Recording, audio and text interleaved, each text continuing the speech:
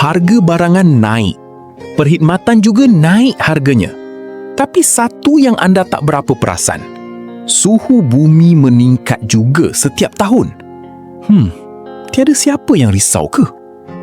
Sejak tahun 1980-an, suhu bumi meningkat secara purata 0.2 darjah Celsius setiap satu dekad. Ada juga tahun tertentu, iaitu tahun 2000 ke atas, purata kenaikan suhu menjadi lebih 0.3 darjah Celsius per tahun.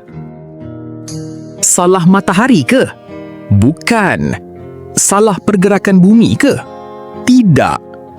Ia berpunca dari teknologi moden. Ya, termasuk apa yang anda pegang dan lihat ketika ini.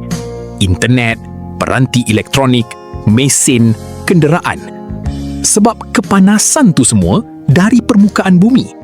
Ia tertahan dan tak dapat lepas ke ruang angkasa kerana kesan gas rumah hijau.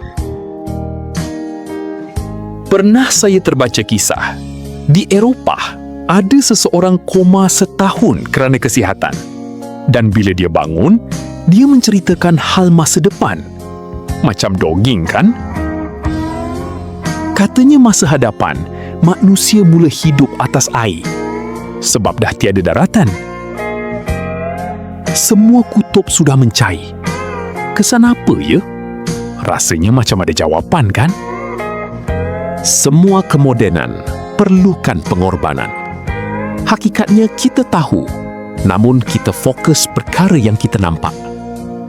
Kita tak boleh menghalang apa yang akan berlaku. Jika kita hari ini faham, maka berhentilah seketika dengan perantimu. Lihatlah keindahan alam. Hirupkanlah udara yang segar. Tak perlu diupdate online. Cukuplah sekadar menikmatinya.